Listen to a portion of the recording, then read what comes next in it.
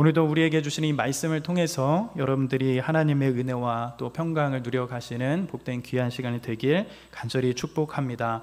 우리가 야고보서를 계속 쭉 살펴보면서 이제 4장을 마무리하고 이제 5장까지 왔습니다. 우리는 야고보서를 4장까지 살펴보면서 실제적으로 아는 것과 행하는 것, 즉 주님을 믿는 삶 가운데 우리의 삶이 어떻게 되어야 하는지 자세하게 살펴보게 되었습니다. 특별히 싸움과 다툼의 문제들을 살펴보면서 우리의 삶이 왜 하나님 편에 서야 하는지 살펴보게 되었고, 또한 이웃하는 사람들과의 관계 속에서 어떻게 해야 하는지, 또한 우리의 삶의 방향과 목적이 무엇이어야 하는지 살펴보면서 하나님을 아는 것과 또한 아는 것뿐만 아니라 삶으로 어떻게 살아내는 것이 주님을 따르는 자들의 삶이 되는 것임을 다시 한번 살펴보게 되었습니다. 이제 우리는 야고보서 5장으로 넘어가게 됩니다. 야고보서 5장을 열어가면서 특별히 부한 자들에게 엄중한 경고장을 날리게 됩니다.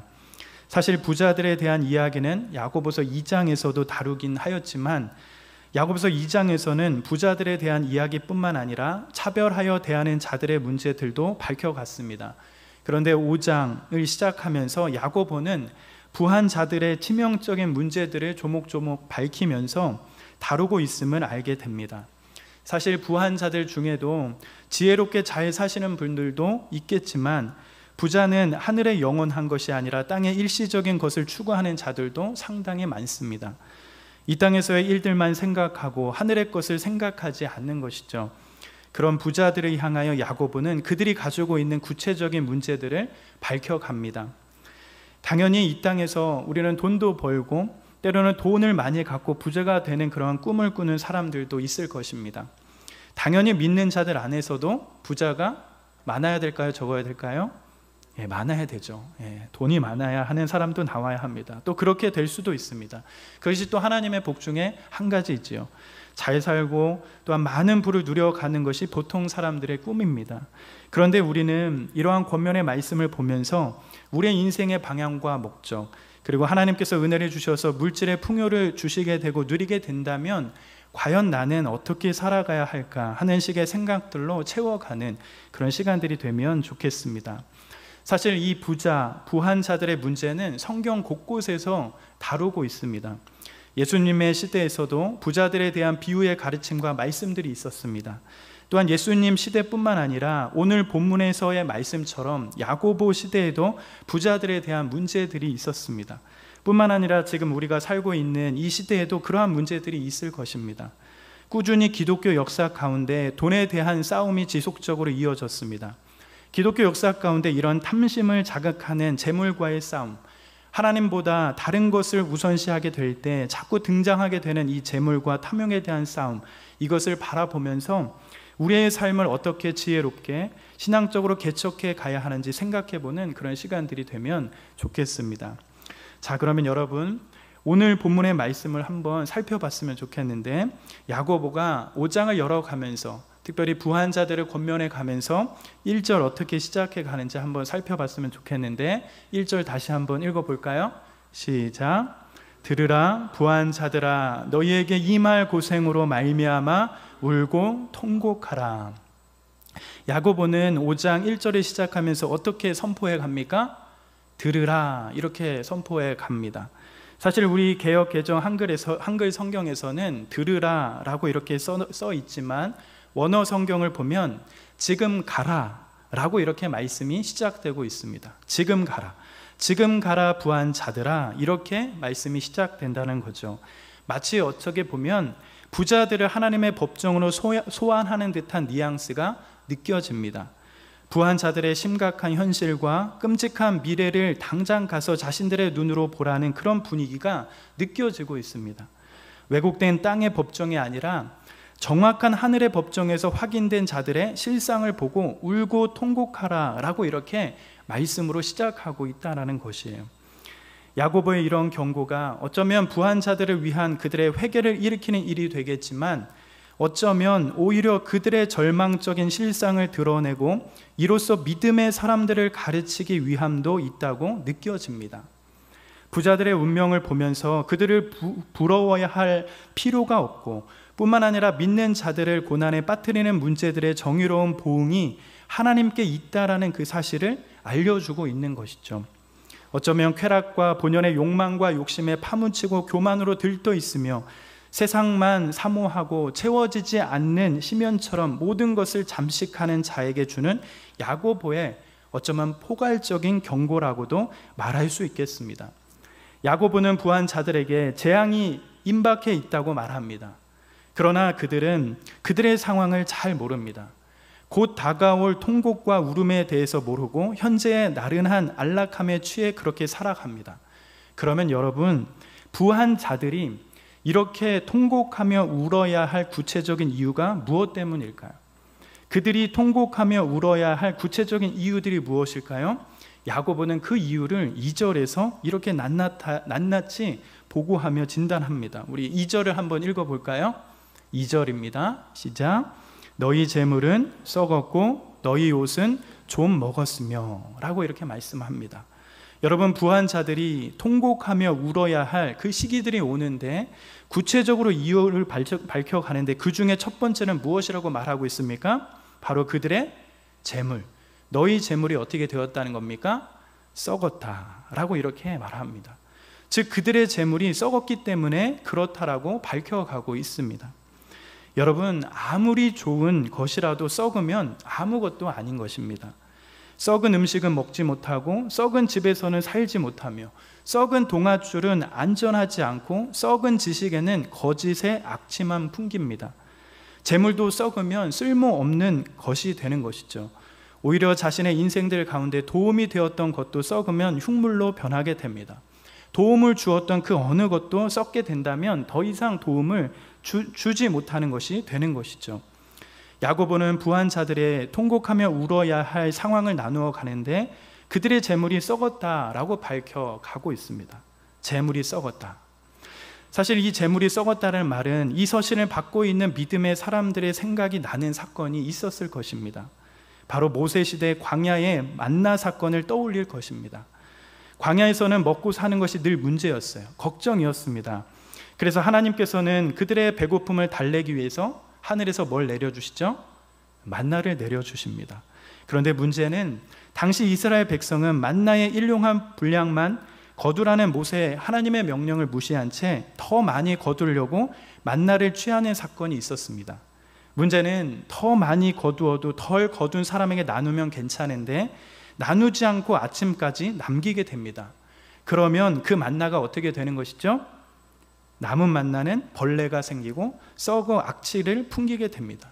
분명 하나님은 먹을 정도의 양만 거두라고 하였는데 이스라엘 백성의 탐심과 욕심으로 그러지 못함을 보면서 그러한 일들이 생기게 됩니다. 아무리 신령한 음식이라도 썩은 만나는 먹지 못하게 됩니다. 아무리 좋은 음식이라도 그들이 먹고 배부름, 불을 늘리는 일에 보탬이 되지 않는 것이죠. 어쩌면 오히려 부끄럽고 지저분한 그런 짐이 될 뿐입니다. 해로운 독이 되는 것이죠. 어쩌면 야고보 시대에도 부한 자들의 부가 그렇다고 보고 있는 것이에요. 오히려 더 많이 취하고 취할수록 나누지 않고 자신들의 배를 채우고자 싸우는 그러한 모습이 있는 것입니다. 그런데 도리어 그렇게 쌓아둔 재물이 이제는 어떻게 된다는 것입니까? 그들의 재물이 썩었다. 즉 자신들에게 전혀 도움을 주지 못하는 악취만 풍기는 쓸모없는 그런 재물이 되었다고 말합니다. 이제는 오히려 썩고 냄새가 나고 부끄럽고 지저분한 짐만 된다라는 것입니다. 자신들의 욕심을 채우기 위해서 필요를 위해 쌓아두었는데 이제는 쓸모가 없는 그저 악취만 풍기는 버려질 수밖에 없는 것이 되었다는 것입니다. 그러니 어찌 가졌던 자들, 부한 자들이 통곡하며 울지 아니하겠습니까? 뿐만 아니라 부한 자들이 통곡하며 울어야 할 구체적인 이유를 또 하나 밝혀가고 있지요. 바로 그것이 무엇입니까? 썩을 뿐만 아니라 무엇이라고 말하죠? 너희 옷은 좀 먹었으며 라고 이렇게 말씀해 가고 있어요. 즉 부한 자들의 위복이 좀이 먹거리가 되었기 때문에 그렇다고 말해 가고 있습니다. 여러분, 위복은 무엇입니까? 위복은, 옷은 인생의 날개와도 같습니다. 명예와 자존심과 성취감과 지위와 권력을 나타내는 것이 어쩌면 밖으로 드러나는 위복, 즉 옷을 통해서 알 수 있게 됩니다. 그래서 야고보는 2장에서도 사람들의 차별 가운데 밖으로 드러나는 옷 때문에 너희가 사람을 판단한다라는 그런 말을 했던 적도 있었습니다. 옷을 입은 것으로 사람을 판단하게 될 수 있는 것이죠. 위복은 인생의 날개와 같은 것입니다. 그런데 그런 날개가 좀이 씹어 먹었다는 것은 어쩌면 더 이상 날개짓을 할 수 없는, 비상할 수 없는 모습이 되었다는 것을 의미할 것입니다. 그런데도 화려한 날개만 보고 자그마한 좀을 무시하면서 비상만 하면 치명적인 위험에 빠질 수 있습니다. 어쩌면 높이 오를수록 추락의 피해는 더욱 커질 수 있습니다. 그런데 부한 자들은 이러한 사태를 알지 못하고 여전히 힘껏 오르려고만 합니다. 그렇기에 더욱더 통곡할 일이 된다라는 거예요. 어쩌면 야고보의 이런 지적은 보물을 땅에 쌓아두면 동록이나 도둑과 더불어 좀이 해야 한다는 예수님의 가르침에 따른 적용일 수 있습니다. 세상에 창고가 안전한 것이 없는 것처럼, 아무리 견고한 자물쇠가 있어도 좀이 생기거나 도둑에게 빼앗기는 것처럼 우리의 인생이 마치 그와 같은 것을 부한 자들은 모르고 있다는 것이죠. 그렇기에 울고 통곡할 일이 되는 것입니다. 가슴 아프고 고통스러운 일이 되는 것이죠. 그런데 문제는 이러한 부한 자들의 통곡과 울음을 더욱 부추기는 것이 무엇입니까? 부한 자들이 가지고 있는 재물들이 썩고, 또한 그들이 화려하게 만들었던 여러 옷들은 좀이 먹었는데 그들을 더욱 괴롭게 하는 것은 무엇입니까? 이제 그들을 화려하게 했던 것들이 어떻게 된다라고 말씀해 가고 있죠. 3절 이런 식으로 더 추가적으로 밝혀가고 있어요. 같이 한번 읽어볼까요? 시작. 너희 금과 은은 녹이 쓸었으니 이 녹이 너희에게 증거가 되며 불같이 너희 살을 먹으리라. 너희가 말세에 재물을 쌓아도다. 부한 자들은 부욕해 하고 뿐만 아니라 그들의 삶을 화려하게 만들었던 것들, 그것들이 지금 어떻게 된다라고 밝혀가고 있는 겁니까? 3절에 보니 너희 금과 은이 녹이 쓸었다 라고 이렇게 말해가고 있어요. 여러분, 녹이 쓸었다라는 말은 무엇입니까? 이것은 오랫동안 사용하지 않았다는 의미가 함축되어 있는 것입니다. 즉 어쩌면 녹이 쓸 때까지 사용하지 않은 것입니다. 그렇다면 이 말은 또 어떤 의미가 담겨 있는 것이지요? 그들에게 꼭 필요한 것이 아니라는 말도 여기에 담겨져 있는 것입니다. 자신에게 필요하지 않은 것을 필요한 타인에게라도 나누지도 않았다는 뜻이 여기에 담겨 있는 것이죠. 오랫동안 사용하지 않았을 뿐만 아니라 다른 사람에게까지 나누지도 않았다는 그런 뜻을 보이고 있는 거예요. 금과 은의 가치는 가치를 추적하는 도구이면서도 그것이 많을수록 값진 인생처럼 여겨지는 금과 은을 참고에 비축하는 사람들이 많습니다. 하지만 미래의 필요를 채워줄 든든한 가능성이 저장되어 있는 금과 은 같은 모든 사회적 화폐의 대용물이 지금의 필요를 위한 것이 아닙니다. 그런데도 그 가능성이 현실에도 위력을 발휘하여 미래에 대한 안도감과 더불어 지금 기뻐하고 즐기는 삶을 가능하게 만듭니다. 그런데 문제는 무엇입니까? 금과 은의 잠재력이 지금 어떤 상황이 있다는 것이에요? 녹이 쓸었다라는 거예요. 쓸모가 없게 된 것입니다. 용도에 맞게 사용해야 하는데 그것을 자꾸 쌓아놓기만 하니 이제는 그것들이 배신하고 심각한 문제를 일으키는 것입니다. 놔두거나 사용하지 않고 소유만 하면 그게 다 녹으로 변하는 것이죠. 그렇다면 이렇게 녹으로 변한 금과 은은 무엇이 문제라고 야고보는 말하고 있습니까? 3절 중반절에 보니 이 녹이 너희에게 증거가 되며 라고 이렇게 말씀하고 있습니다. 무엇을 위한 증거가 된다는 것인지 명확하진 않지만 문맥상 알 수 있는 것은 무엇입니까? 바로 임박한 심판의 때에 유죄의 명백한 증거물로 채택이 되어 재앙들이 그들에게 쏟아지게 할 단서라는 의미로 보여진다라는 거예요. 어쩌면 야고보는 무익한 정도가 아니라 해로운 증거물이 될 것이라고 말하고 있습니다. 녹이 쓸어 쓸모 없게 된 것뿐만 아니라 이제는 그들의 임박한 심판의 때에 자기에게 불리하게 적용되는 증거물, 즉 해로운 증거물이 되었습니다. 하나님 심판대 앞에서는 금과 은이 아니라 거기에 박힌 놋이 증거물이 제시가 되어 부한 자들의 유죄가 확정되고 통곡하고 울 수밖에 없는 심판의 단초가 될 것임을 드러내고 있습니다. 또한 금과 은은 무엇이 문제라고 하는 것이죠? 3절에 보니 불과 같이 너희 살을 먹으리라 이렇게 또한 말하고 있어요. 금과 은이 부한 자들의 살을 먹는다라고 말하고 있습니다. 이 말은 무엇일까요? 금과 은, 저장되어 있는 이것들로 인하여 결국엔 부한 자들의 다른 것까지, 즉 자신들의 실제적인 손해, 피해를 본다라는 것을 알 수 있습니다. 예수님 시대에 어느 부자 청년이 예수님께 와서 영생에 대해 묻습니다. 그 청년은 율법에 나온 것을, 모든 것을 다 지켰다고 말합니다. 그런데 예수님이 그 청년에게 무엇을 말씀하시죠? 너의 소유를 다 팔아 가난한 자들에게 주라 라고 이렇게 말씀합니다. 그런데 그 청년이 어떻게 되었지요? 재물이 많아 그 말씀을 듣고 심히 근심하여 갔다라고 이렇게 말씀합니다. 재물 때문에, 또한 창고에 쌓아놓은 그 재물 때문에 청년은 영혼의 양식이신 예수님을 거부하게 되었고, 오히려 그 말씀 때문에 마음에 심한 근심을 얻게 되었습니다.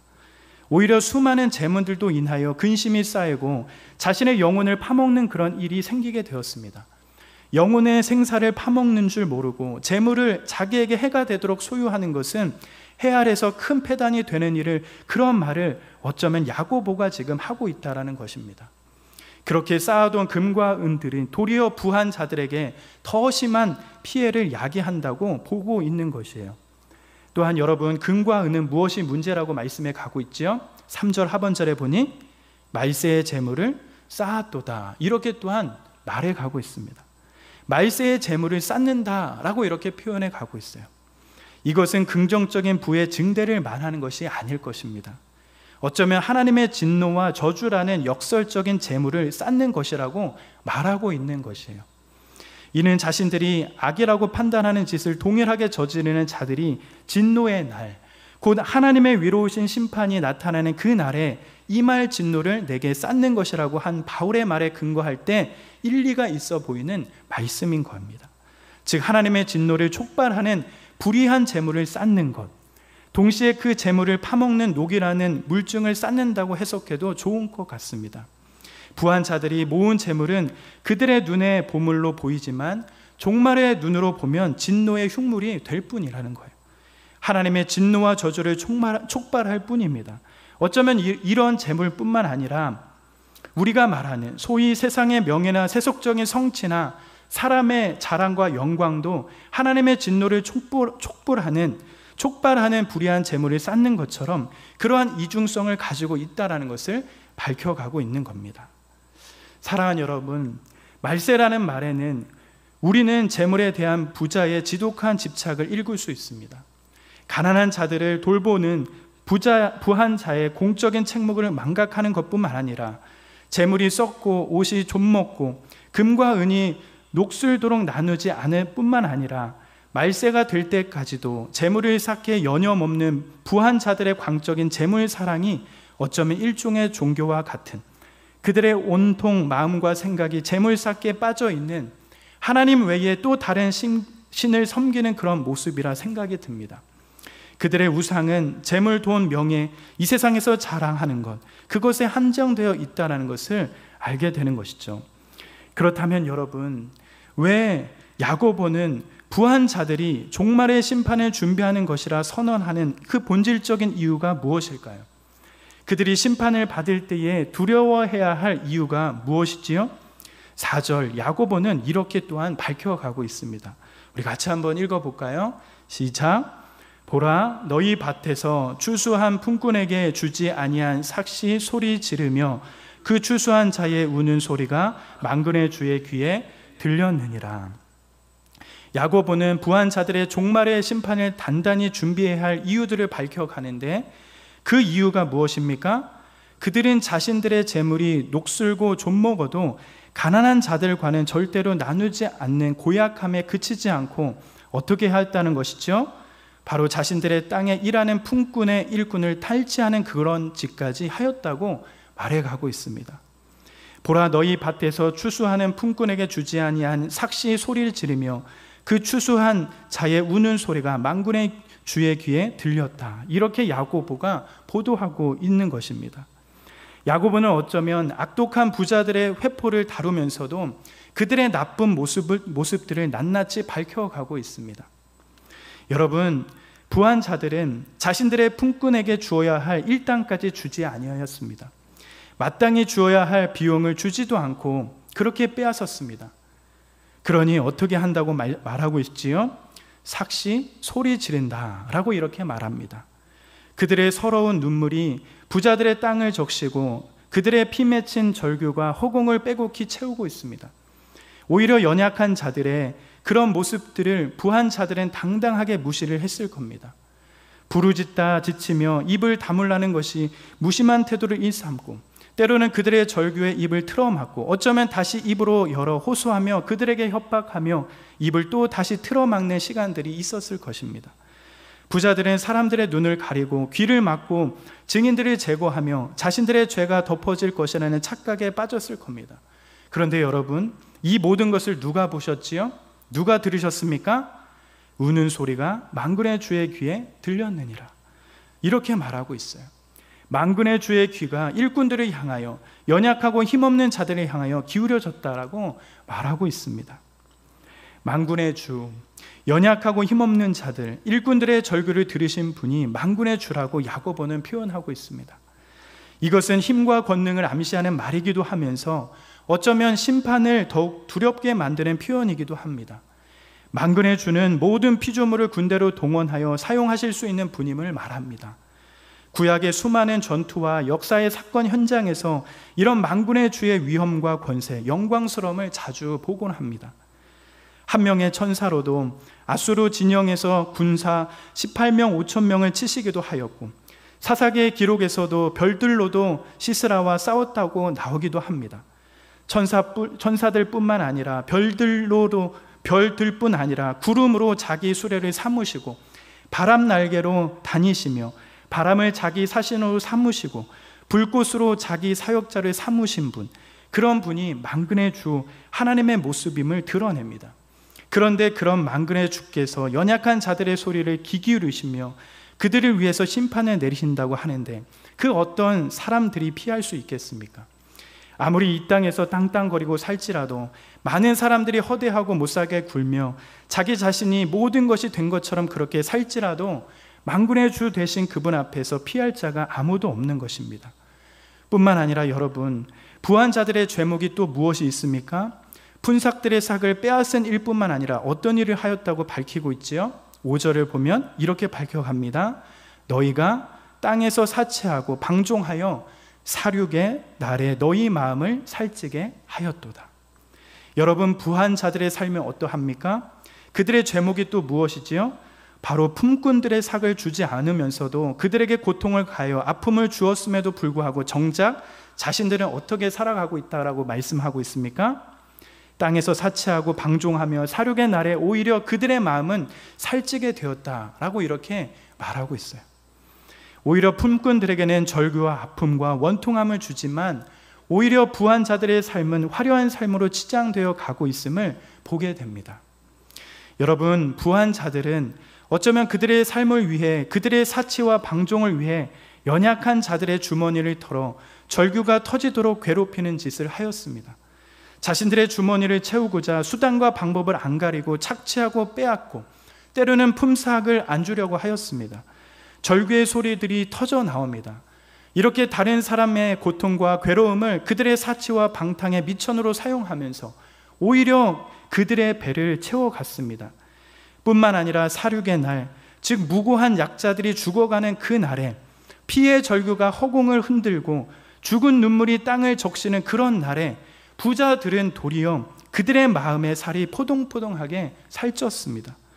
부자들의 마음에 피도 눈물도 없는 극도한 매정함과 악독함이 가득한 현실을 보게 됩니다.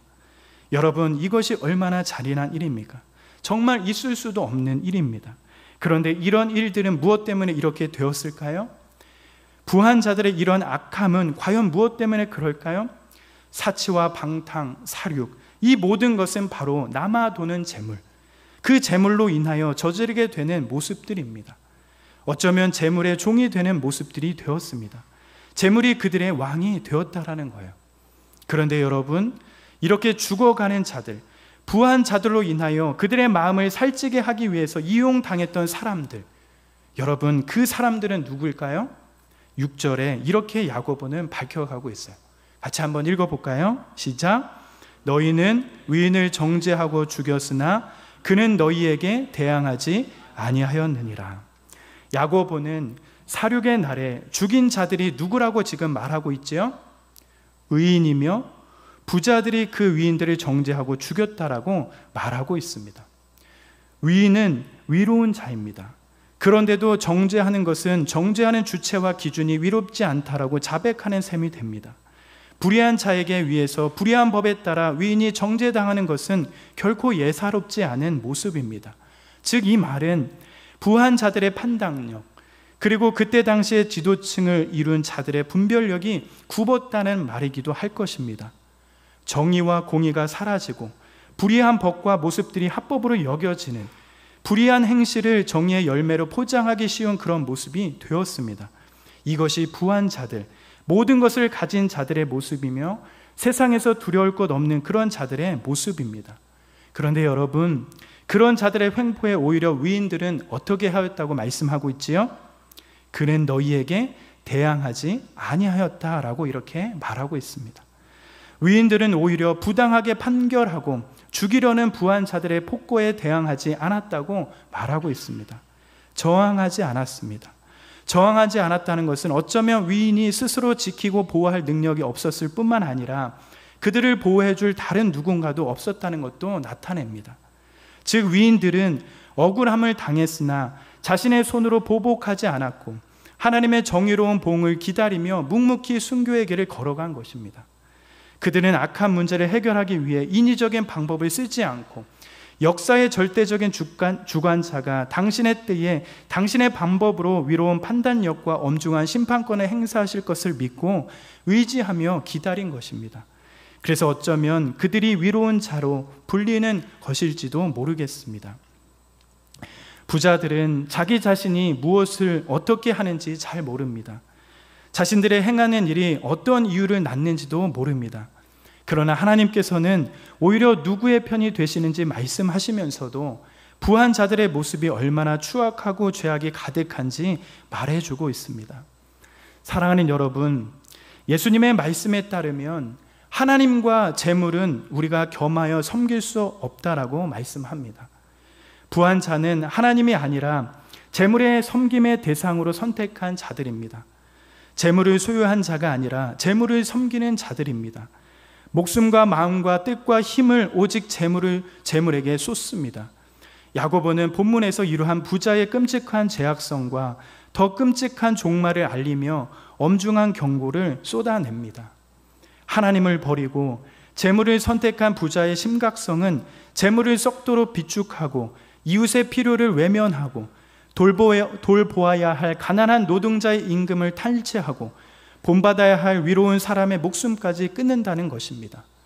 이처럼 부자는 재물을 위하여 하나님도 버리고 이웃도 버리고 사명도 버리고 인륜도 저버리는 자입니다. 이 비루한 거래를 보면 돈을 사랑함이 모든 악의 뿌리라는 교훈이 어쩌면 야고보의 이런 권면 앞에 다르지 않음을 보게 되는 것입니다. 사랑하는 여러분, 오늘의 말씀 앞에 여러분은 누구입니까? 여러분은 여러분의 삶의 방향과 목적이 무엇입니까? 여러분 자신에게 질문을 던져보면 좋겠습니다. 어쩌면 예수님 시대에도 그렇고 어쩌면 오늘 본 야고보 시대에도 그렇지만 여전히 현대를 살아가고 있는 우리에게 들려주는 강력한 경고의 메시지처럼 들립니다. 성경은 결코 부자가 되고 부를 쌓는 것 자체를 죄악시하고 있지는 않습니다. 그러나 분명한 것은 그 소유한 것을 어떻게 사용하는가, 하나님이 주신 그 소유를 어떻게 관리해 가는가, 하나님께서 평가하신다는 사실을 말씀해 주고 알게 됩니다. 돈은 우리가 삶을 살아가면서 정말 필요한 것 중에 하나입니다. 우리가 부의 사용에 대한 올바른 지혜를 소유해 가면서 우리에게 주어진 것들을 어떻게 사용해야 하는지 하나님의 권면의 말씀을 잘 듣고 순종해 가면 좋겠습니다. 비록 돈뿐만이 아닐 것입니다. 이 세상에서 소위 자신의 자랑과 영광으로 여겨가는 것들이 있습니다. 우리는 세상의 한가운데 살아가면서 주님을 믿는 삶이 어떠한 모습 가운데 있어져야 할지 고민하고 더욱 주님을 믿는 그 모습이 더욱 풍성해 가는 그런 시간들이 되길 간절히 기도합니다. 다른 그 어느 것보다, 하나님을 사랑하는 것보다 더 사랑하면 그것은 우상입니다. 야고보가 5절을 시작하면서 특별히 부한 자들에 대한 엄중한 경고를 해가면서 이 경고를 왜 하는지 우리가 살펴보면서 우리에게 주어진 것들을 어떻게 사용해 가야 하는지, 그렇게 지혜를 가져가며 더욱 믿음 안에 살아가는 그런 귀한 형제 자매들의 삶이 되길 기도하며 축복합니다.